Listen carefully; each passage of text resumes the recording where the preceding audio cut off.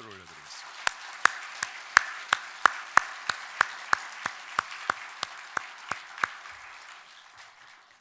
우리 올해 표를 한번 같이 외쳐볼까요?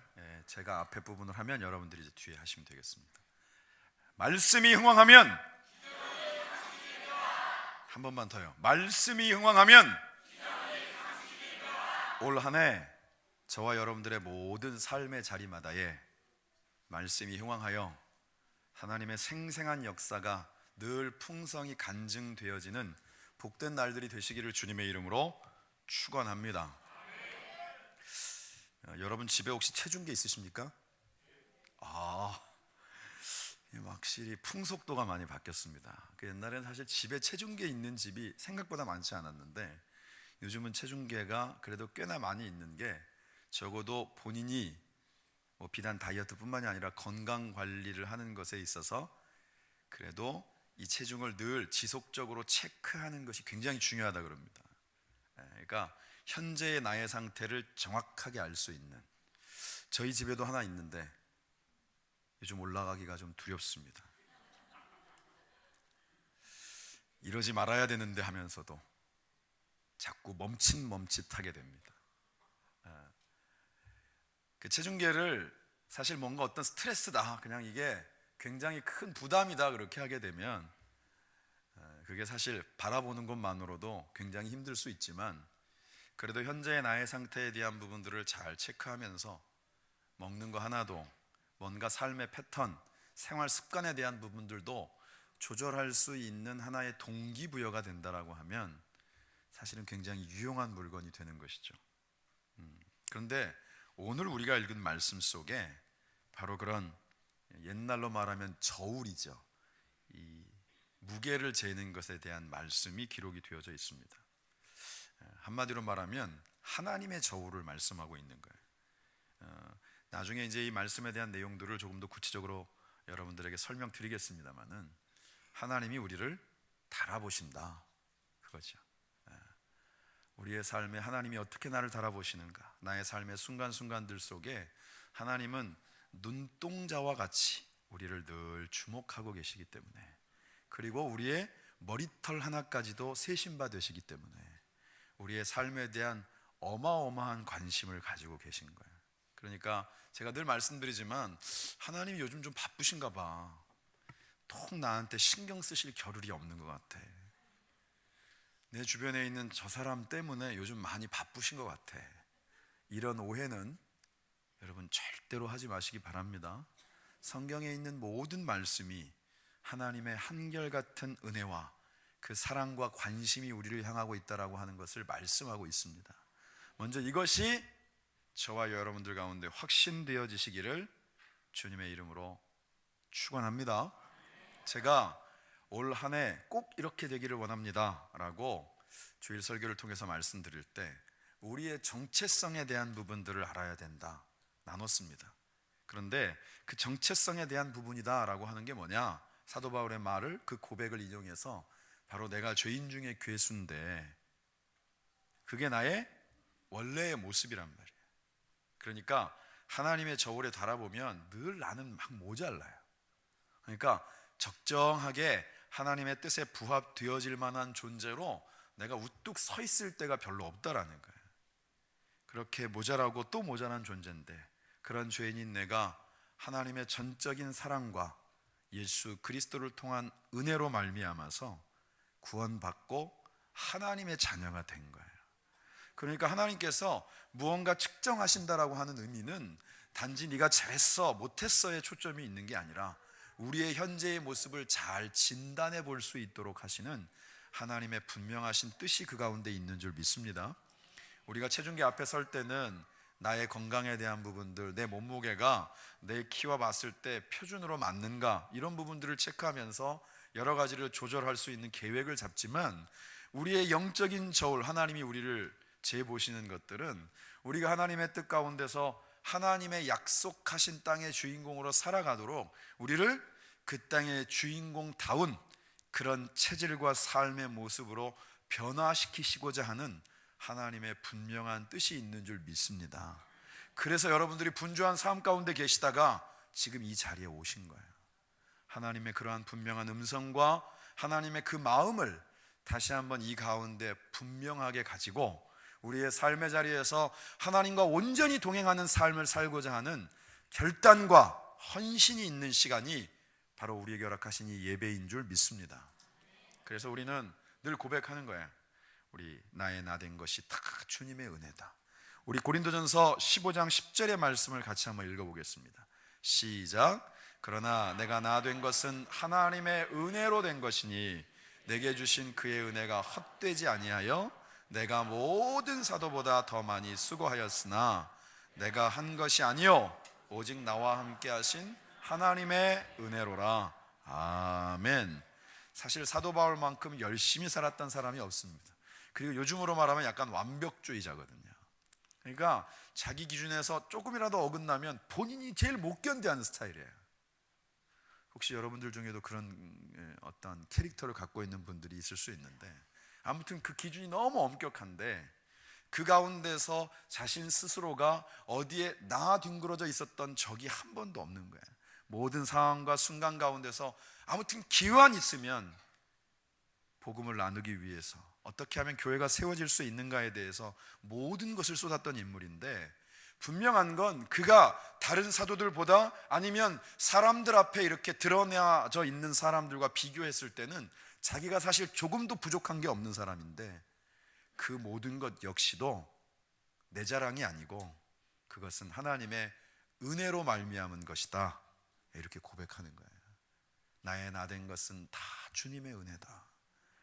원래는 예수 믿는 사람 잡아가지고 죽게 만들고 그리고 형을 살게 만들고 이런 일들을 앞장섰던 죄인 중에 괴수인 내가 이제는 세상에 어디든지 가는 그곳에서 예수 그리스도를 나눌 수 있는 하나님이 사용하시는 복의 통로가 되었다니, 이게 얼마나 놀라운 일인가. 바로 그 고백이 사도 바울을 통하여서 이 말씀 속에 그대로 기록되어져 있는 것입니다. 이 고백이 저와 여러분들의 고백이기를 소망합니다. 나의 나 된 것은 다 주님의 은혜라.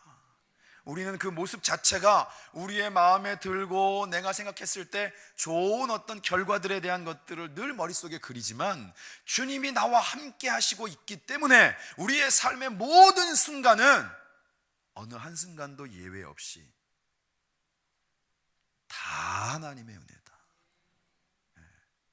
그래서 오늘 이 자리에 저와 여러분들이 하나님의 자녀로 그 은혜와 약속의 주인공으로 하나님의 부르심 가운데 응답하여서 이 자리에 있는 줄 믿습니다.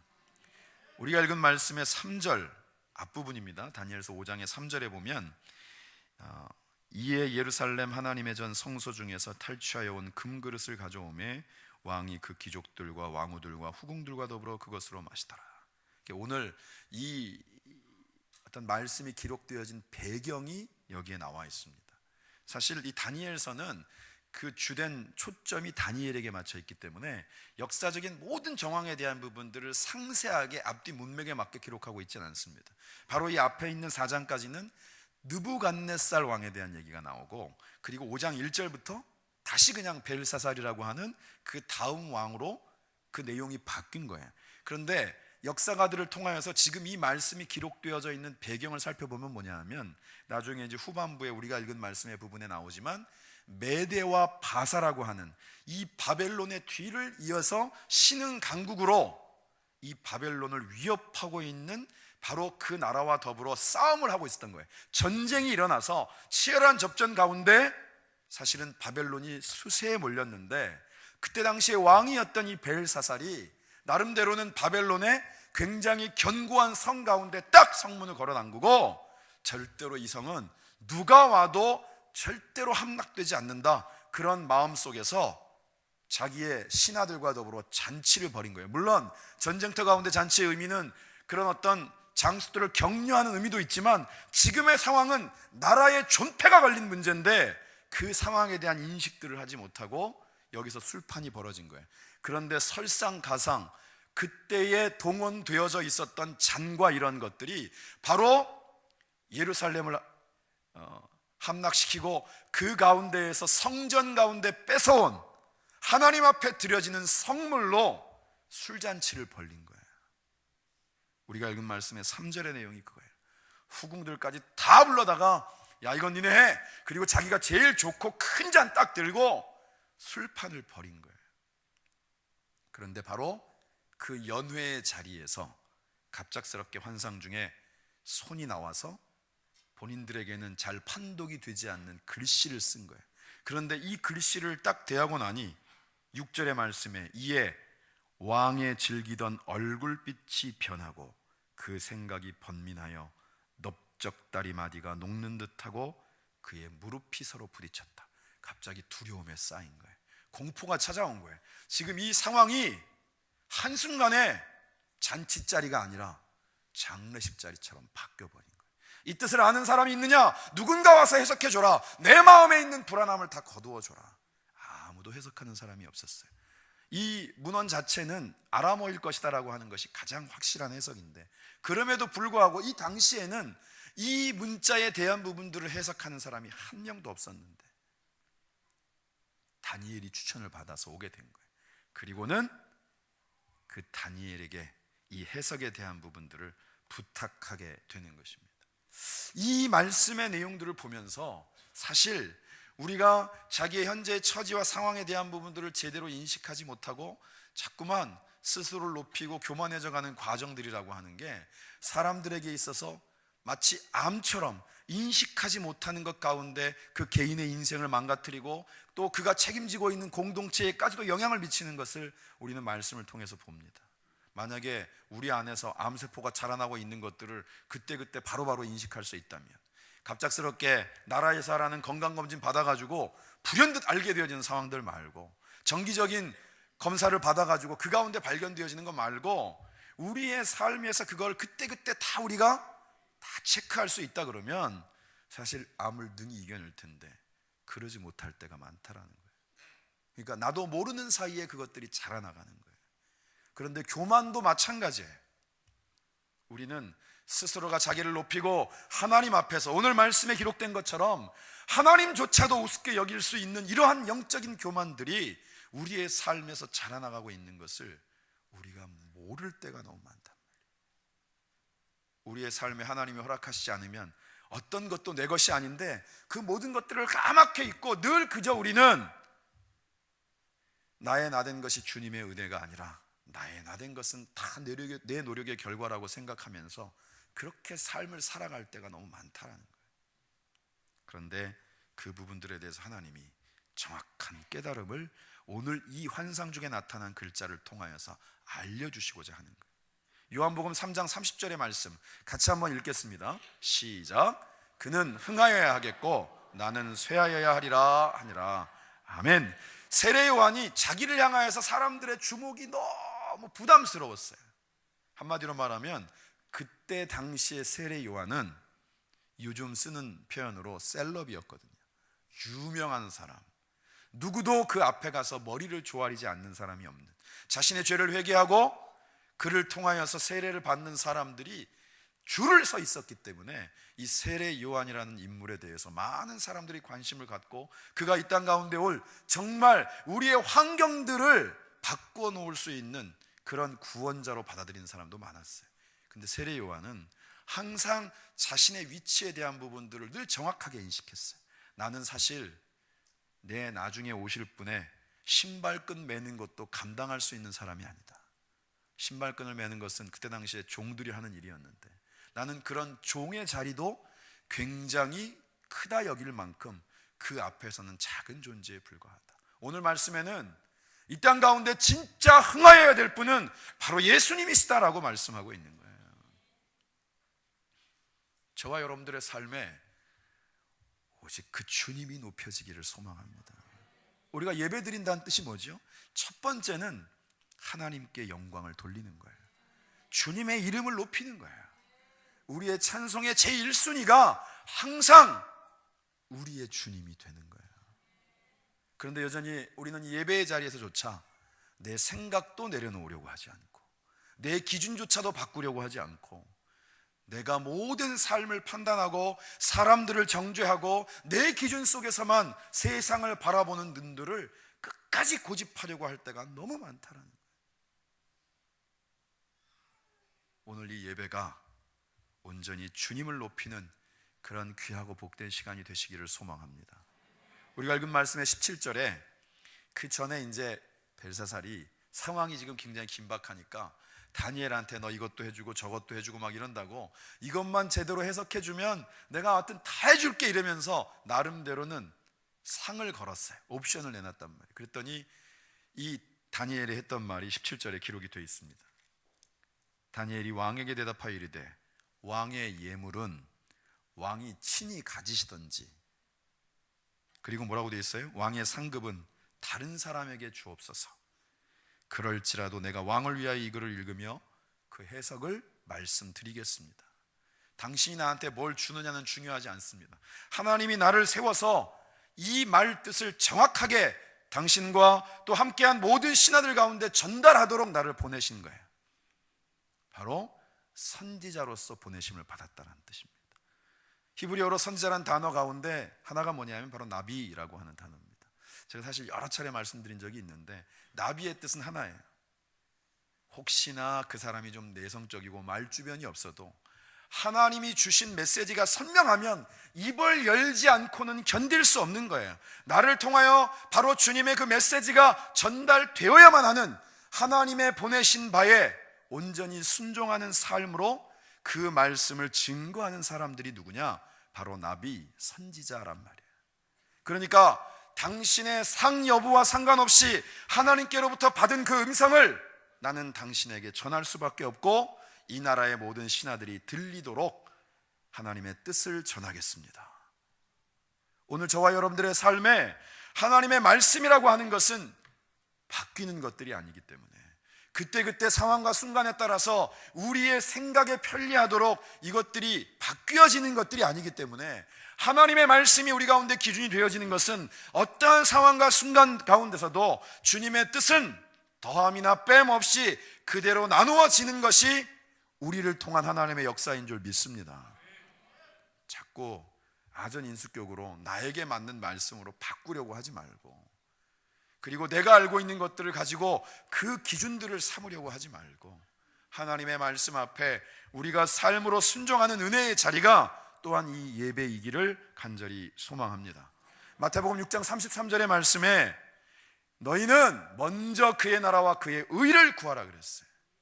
우리의 삶의 우선순위가 하나님이 우리를 통하여 하시고자 하는 일이 하나님의 나라와 의를 구하는 것이 먼저라는 거예요. 저희가 예배 가운데 처음에 회개의 기도를 할 때 제가 여러분들한테 그렇게 주문을 합니다.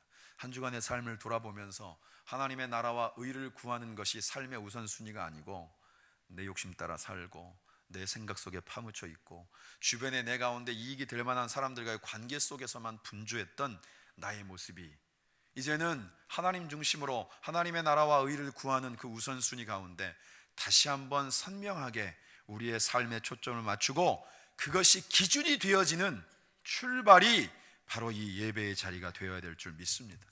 하나님이 우리에게 주시는 사명이 있기 때문에 저와 여러분들에게 오늘 이 생명이 허락된 것입니다. 이번 주간에 제가 장례도 2군데를 집례했고 그리고 병원에도 2군데 신방을 다녀왔어요. 여러분, 병원에 가면 얼마나 많은 사람들이 아픈지 아십니까? 여러분도 가서 보셨을 거 아니에요. 그리고 물론 장례의 자리에 이번에는 대부분이 다 연세들도 계시고 대부분 주변에서 이렇게 말씀하실 때 호상이라고 얘기하고 그런 장례이긴 했습니다만, 사실은 이 가까운 데 있는 인천 가족공원이나 이렇게 장례가 진행되어지고 화장이 진행되어진 데 가보면은요, 그 화구 앞에 나이와 상관없이 아주 젊은 학생, 청년, 아이들도 있어요.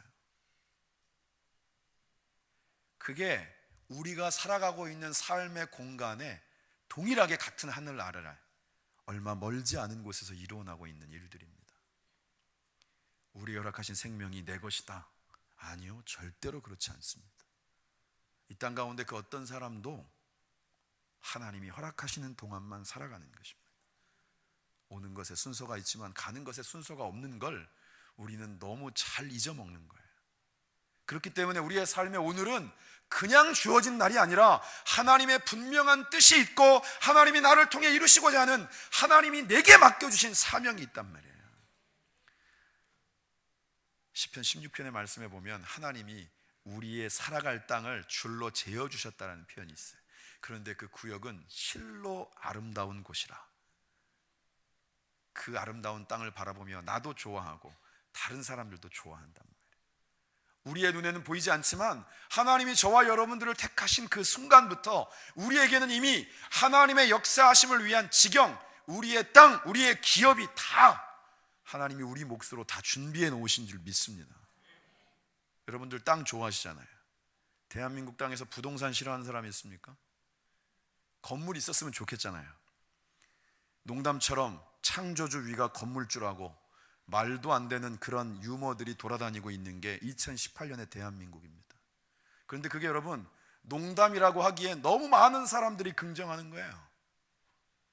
기왕에 할 거면 기업 하나는 내가 운영을 해야지, 이런 마음속의 꿈들을 다 갖고 계시지 않겠습니까? 그런데 여러분, 성경은 하나님이 나의 기업이 되시고 하나님이 나의 산업이 되시고 하나님이 나의 자녀 소득이 되시고 하나님이 나의 분깃을 지키실 때 그것이 온전하고 그것이 복되고 그것이 풍성하고 그것이 나누어질 수 있다라고 말씀하는 거예요. 오늘 이 자리에 저와 여러분들을 부르신 이유는 바로 그런 하나님의 분명하신 뜻을 우리 가운데 분별하고 내 기준이 아닌 하나님의 기준으로서 세상을 향하여 또 담대히 한 걸음을 내디딜 수 있도록 저와 여러분들을 부르신 줄 믿습니다. 오늘 가장 중요한 키워드를 나눠야죠. 그래서 다니엘이 바로 그 손가락이 나와 썼던 그 글자를 해석을 해줍니다. 메네, 데겔, 우바르신, 여기에 썼습니다. 성경의 말씀 그대로입니다. 사실 이 메네라고 하는 단어는 수를 센다라는 뜻입니다. 수를 세는 거예요. 카운터를. 근데 한 번만 세는 게 아니에요. 또 메네라고 했어요. 그러니까 이 뜻을 하나님이 이미 이 왕의 나라, 다시 말하면 벨사살이 통치하는 바벨론의 시대가 이미 끝나가고 있음을 분명하게 알려주시는 사인이라는 거예요. 더 이상 이젠 벨사살 당신을 통해서 지속되어질 날들이 바벨론에게는 허락되어지지 않았다. 그게 바로 메네의 뜻입니다. 데겔은 뭐냐? 그거는 무게를 재는 거예요. 아까 말씀드렸던 바로 그 저울입니다. 하나님의 저울로 재어보니 너무 많이 함량이 미달이다. 부족해도 너무 많이 부족하다. 이제는 하나님의 역사하심을 담아내기에는 너무나도 한계에 이른 것이 바로 이 바벨론이다라고 하는 것을 다시 한번 보여주고 있는 겁니다. 그리고 마지막에 나와 있는 우바르시는, 우라고 하는 단어는 접속사예요. 그리고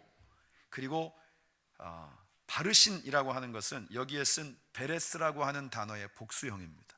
그 뜻은 뭐냐? 여기에 있는 표현처럼 나누어진다라는 거예요. 바로 이 메대와 바사라고 하는 그 연합되어진 나라가 이제 바벨론을 뒤집어 엎고 새로운 왕조로 세워지게 될 것을 이 말씀을 통하여서 예언하고 있는 것입니다. 당신의 나라는 이미 당신의 아버지 때부터 하나님 앞에 자신들이 마치 진짜 이 나라의 왕인 것처럼 그렇게 하나님 앞에 범죄하고 하나님을 대적하고, 오늘 당신은 이런 전쟁터 한복판에서도 하나님의 성물을 꺼내들고 거기에 술을 부어라 마셔라 하면서 하나님을 모욕했고, 지금 이 나라의 위기조차도 본인은 느끼지 못하고 있다. 이제 당신의 왕위는 끝난 것이다. 이렇게 얘기한 거예요. 여러분, 보통 이런 상황이면 다니엘은 어떻게 됐어야 돼요? 감옥에 갇히거나 심하게 매를 맞거나 더하면 사형당했을 수도 있는데 상황은 전혀 다르게 전제가 됩니다. 그것은 뭐냐 하면 바로 29절의 말씀에 이에 벨사살이 명하여 그들이 다니엘에게 자주색 옷을 입히게 하며 금사슬을 그의 목에 걸어주고 그를 위하여 조서를 내려 나라의 셋째 통치자로 삼으니라. 그 뜻이 하나님의 음성으로 너무나도 강력하게 들려왔기 때문에 본인도 그 하나님이 주시는 사인을 부인할 수 없었던 거예요. 그래서 다니엘을 실제로 영향력 있는 그 자리에 스스로가 세우게 됩니다. 그리고 그 다음은 어떻게 되느냐? 말씀 속에 맨 마지막 절에 나와 있는 것처럼 이제 메대 사람 다리오로 그 왕조가 바뀌어지게 돼요. 바로 이게 하루 상관 동안에 이루어지는 일들입니다. 하나님은 말씀하시면 이루십니다. 우리가 성경의 말씀을 이 예배 때마다 대하는 이유는 바로 거기에 있는 거예요. 하나님은 말씀하셨기에 반드시 이루십니다. 너희가 내 안에 거하고 너희가 내 말에 거면 무엇이든지 원하는 대로 구하는 거예요. 그러면 이루신단 말이에요. 하나님은 약속하신 바를 반드시 이루시는데 이 땅 가운데 하나님의 역사와 그 통치하심에 대한 증거들이 우리의 삶 가운데 막상 내 옆에서 일어나는 환경들 속에는 별로 보여지지 않는다라고 여겨지기 때문에 엉뚱한 길로 다른 사람들을 찾고 다른 도움을 찾고 다른 방법들 가운데 자꾸만 골몰하게 된다라는 거예요. 이 땅 가운데서 하나님의 역사하심은 우리의 의지와 우리의 계획이 아닌 하나님이 세우시고 하나님이 높이시는 이 전쟁터 한복판에서 정말 왕과 그 왕조를 향하여서 거의 폭탄과도 같은 그러한 선언을 했음에도 불구하고 결국은 벨사달 왕을 통하여서 다니엘은 그 나라의 중진으로 세워지게 되는 거예요. 야고보서 4장 10절의 말씀 같이 한번 읽겠습니다. 주 앞에서 낮추라. 그리하면 주께서 너희를 높이시리라. 아멘. 예배의 자리는 하나님 앞에 나를 낮추는 거예요. 성경의 표현처럼 다윗이라고 하는 왕은 하나님 앞에 기도할 때 늘 자복했다라고 돼 있어요. 자복은 뭐냐? 여러분 가끔씩 영화 같은 데 보면 어떤 산장에 그죠? 사냥을 좋아하는 주인이 맹수를 잡아다가 그 껍질을 바닥에 깔아놓잖아요. 카페트처럼. 그게 바로 자복이에요. 나는 그저 하나님 앞에 그 무엇도 고개조차 들 수 있는 존재가 아닙니다. 자신의 삶을 납작하게 엎드려 드리는 게 하나님 앞에 드리는 자복이란 말이에요. 내가 낮추어질 때 하나님이 나를 높이시는 줄 믿습니다. 내가 하나님 앞에 나를 고집하는 게 아니라 하나님의 뜻을 구하고 하나님의 나라와 의가 우리의 삶의 우선순위가 될 때 하나님이 우리가 구하는 모든 것들을 더하실 줄 믿습니다. 올해 우리의 표어가 말씀이 흥왕하면 기적이 상식이 되는 거예요. 말씀이 흥왕하는 것은 들려지는 말씀 앞에 내게 주시는 하나님의 음성 가운데 우리가 믿음으로 반응하고 삶으로 그것을 결단하는 것입니다. 머릿속에 지식으로 쌓는 게 아니에요. 하나님의 음성 앞에 나의 삶을 기꺼이 헌신하여 드리는 것입니다. 여러분들이 있어야 될 기도의 자리에, 여러분들의 무릎을 필요로 하는 자리에 여러분들이 함께 하는 것입니다. 우리의 눈물의 기도가 이 교회를 세우고 우리가 함께한 헌신들이 함께한 교회 공동체를 세워가는 것에 얼마나 중요한 의미가 있는지를 말씀을 통하여 깨닫고 우리가 그 자리에 기꺼이 있는 것입니다. 오늘 신임 서리집사로 세워주신 분들 아마 한 분 한 분 다 올라왔으면 더 많이 긴장하셨고 더 많이 뭔가 마음속에 그런 게 있었을 겁니다. 재직이라는 의미가 뭐라고요? 그것은 섬기는 자란 뜻입니다. 제가 재직 헌신 예배 가운데 나눴지만 디아코니아, 섬긴다라고 하는 의미 속에는 그게 그냥 우리가 생각했을 때 멋진 단어로서의 섬김이 아니라 먼지를 날리며 뛰어다니는 모습이 있는 거예요. 그게 원어의 의미 속에 있습니다.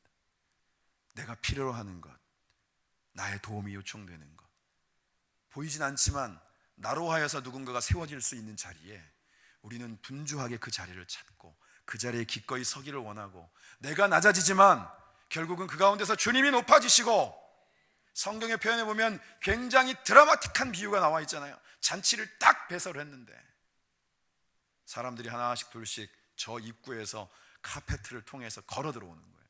그런데 막상 어떤 사람이 들어왔는데 왠지 모르게 이런 럭셔리한 분위기의 파티에는 자신이 어울릴 것 같지 않아서 저 문 입구 쪽에서 우물쭈물대고 있는 게 어떻게 해야 될지 몰라가지고 계속 눈치만 보고 있는데 아니나 다를까 사람들이 옷을 너무 잘 차려입고 요즘으로 말하면 명품 브랜드들을 타고 막 가락지도 막 이쪽에 4개 이쪽에 5개 막 이렇게 끼고 막 이러면서 들어오는 거예요. 그러니까 사람들이 와서 내가 이쯤은 되겠지 그러면서 막 점점 여기 이렇게 메인 호스트, 다시 말하면 그 잔치를 주최한 사람이 있으면 그 가까이에 서로 본인들의 위세를 내세우면서 앉는 거예요. 그러니 그 가운데 우물쭈물하던 사람이 얼마나 마음이 부담이 됐겠어요. 나가야 되나 들어가야 되나 막 이러고 있는데 주인이 온 거예요.